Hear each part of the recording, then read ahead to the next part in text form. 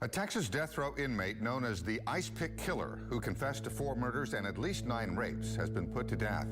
Danny Paul Bible was executed tonight by lethal injection for killing a woman in Houston nearly 40 years ago. If you keep hollering, you're gonna force me to do some stuff I don't need to do. The more noise she made, the more forceful he got when he pushed her on the bed and put his hand around her throat and saying, "If you cooperate, I'm not gonna hurt you." The press gave him a nickname, the Ice Pick Killer. It was a name that captured the cold, intimate brutality of his acts. A series of crimes that spread fear across multiple states for 2 decades. He confessed to 4 murders and at least 9 rapes, a litany of violence that puts him in a class of the worst of the worst. After 15 years on death row, his time was finally up.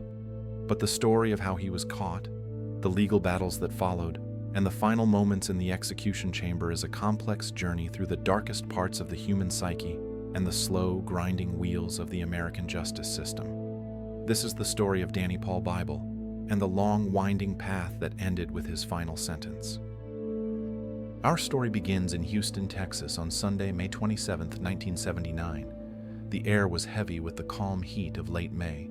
Families sat on porches, children played in the streets, and life moved at the gentle rhythm of a long weekend. While the national news was consumed by the shocking crash of American Airlines Flight 191 in Chicago, the quiet neighborhoods of Houston felt a world away from such tragedy. That afternoon, 20-year-old Inez Deaton decided to make a simple stop at an acquaintance's home. Her goal was mundane, a common errand in an era before cell phones and widespread landlines. She just needed to use the telephone. There was nothing unusual about it. Asking a neighbor was part of daily life. Inez entered the house with confidence. She knew the place, and she knew the person who welcomed her. There were no warning signs, no reason or cause for alarm. But in an instant, the ordinary shattered. The door slammed shut. The atmosphere inside the home changed. A friendly face turned menacing. The escalation was swift, brutal, and silent. There were no witnesses to the horror that unfolded, no time to cry for help. The attack was carried out with a weapon as unexpected as it was cruel. The thin, sharp blade of an ice pick became the instrument of a nightmare. Later, her body was found, lifeless on the slope of a deserted bayou. A passerby, expecting nothing more than a quiet walk, stumbled upon the unbearable sight. Harris County Police arrived at the scene, and forensic experts confirmed what was tragically evident. The 20-year-old had been the victim of a vicious sexual assault and showed multiple wounds. It was later determined she had been stabbed 11 times with an ice pick. The initial investigation focused on her close circle, as it is common in such cases, but no solid leads emerged. There were no signs of robbery or forced entry, leaving detectives very baffled. As days turned into weeks and weeks into years, the trail went cold. The brutal murder of Inez Deaton was placed in a box, destined to become another unsolved statistic haunting the city. The killer had vanished without a trace. Or had he? What if he wasn't gone at all, but was simply hiding in plain sight, continuing his reign of terror for nearly 2 more decades? For 19 years, the murder of Inez Deaton remained a ghost in the archives of the Houston Police Department. But the man responsible was far from dormant. He was drifting, moving between Texas, Louisiana, and Montana, leaving a trail of violence in his wake. He managed to slip under the radar, a predator who would surface in one state only to disappear and re-emerge in another. Then, in 1998, the past finally caught up with the present. Police in Louisiana arrested a man named Danny Paul Bible for a sexual assault. During questioning, something within him broke. The dam of secrets that had held for nearly 2 decades burst open. In a stunning series of 4 recorded statements, Bible began to talk. First, he confessed to the assault in Louisiana. Then, he admitted to the cold case murder that had stumped Houston detectives since 1979, the rape and killing of Inez Deaton. But he was far from finished. His next confession was even more shocking. He admitted to the 1983 killings of 3 people on the same day in Palo Pinto County. His victims were his sister-in-law, Pamela Hudgens, her innocent 4-month-old son, Justin, and their roommate, Tracy Powers. He didn't stop there, going on to describe multiple other sexual assaults committed across Texas, including the rape of an 11-year-old girl in Montana. These confessions became the undeniable foundation of the case against him, outlining a pattern of predation that was staggering in its scope. With a flood of admissions, the monster now finally had a name: Danny Paul Bible. But a confession is one thing, understanding the man behind it is another. Who was this person who could commit such evil, and what in his past had forged such a remorseless predator? To understand the crimes, you have to understand the man. Danny Paul Bible was born on August 28, 1951. By the time he crossed paths with Inez Deaton in 1979, he was 27 years old and had already lived a life marked by instability and violence. He was a drifter, never tied to a steady job or a stable home life, moving without direction between states. His criminal record was a grim map of his journey, accumulating offenses for sexual assault and violence that portrayed him as a deeply dangerous man. The most disturbing aspect of his profile was not just the brutality of his attacks, but the coldness with which he could turn the ordinary into the fatal. He preyed on young women in vulnerable situations, and his crimes were not random acts of chance, but calculated eruptions of violence in settings that should have been safe. The key to the 1979 murder was a detail that explained Inez Deaton's initial lack of fear. Bible was not a complete stranger. Inez was a friend of one of his relatives.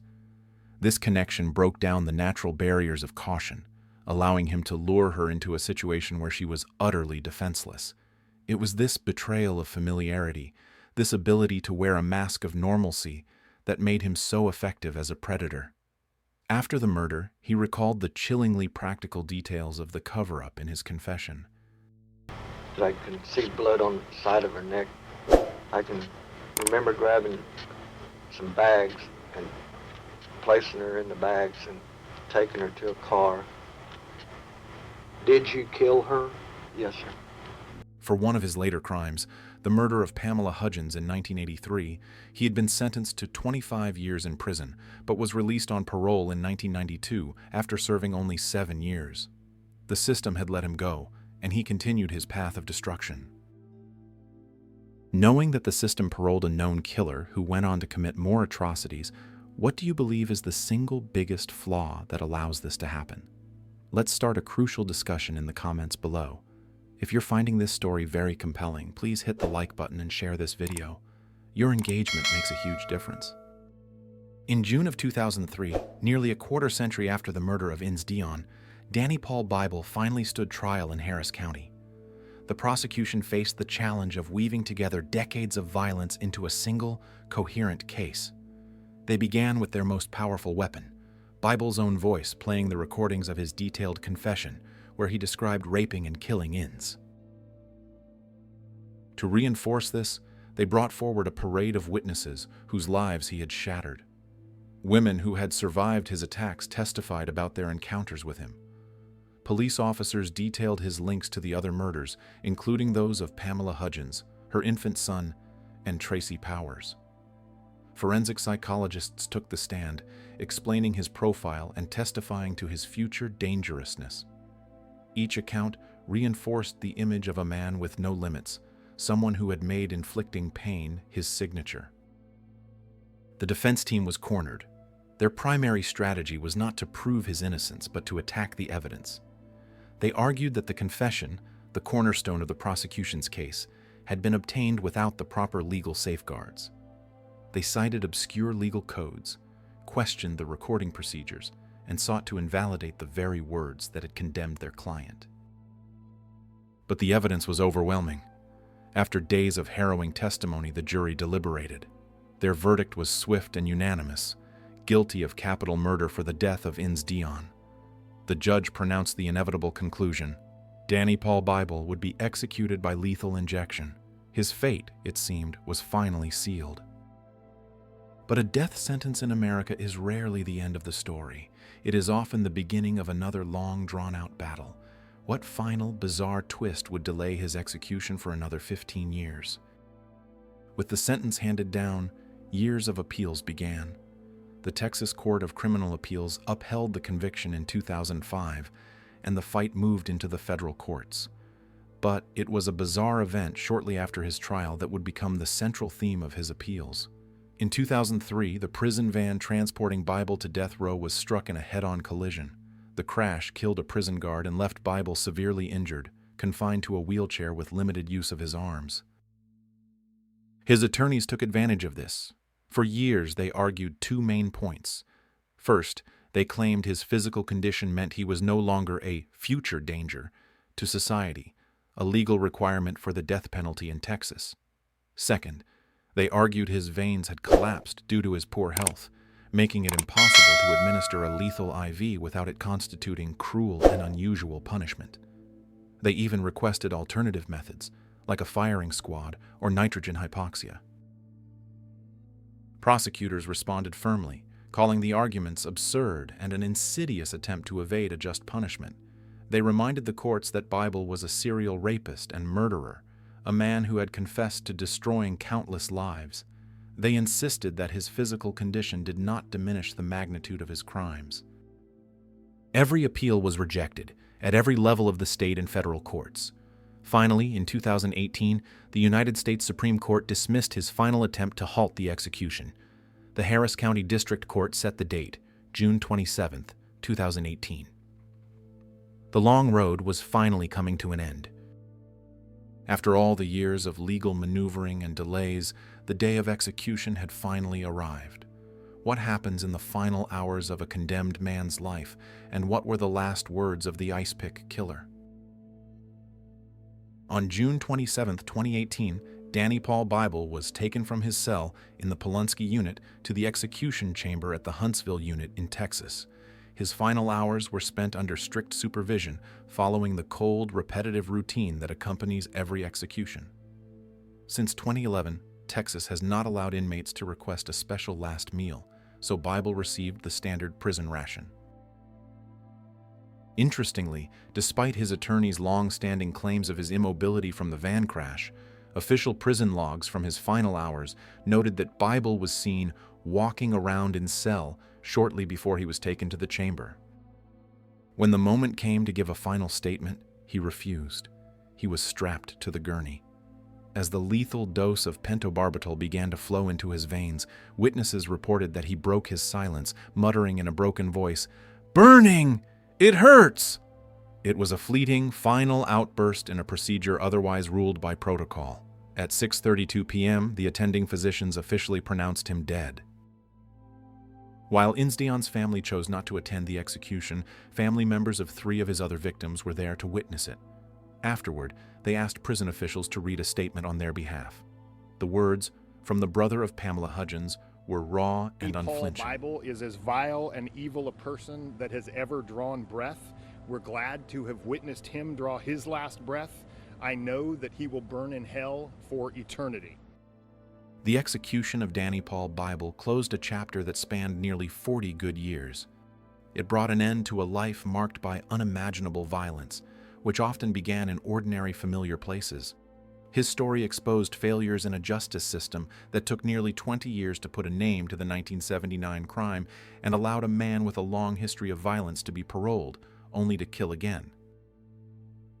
The story of Danny Paul Bible began in the quiet neighborhoods of Houston, Texas, but the questions it raises about justice, evil, and systemic failure resonate far beyond any single location. Let us know in the comments what city, state, or country you are watching from today. It's a powerful reminder that while these events are local, the search for understanding is global. And as always, the final question remains: has justice truly been served? Leave your answer below. And if you value these investigations, please subscribe to the Executioner's Pen for our next case. Thank you for your time.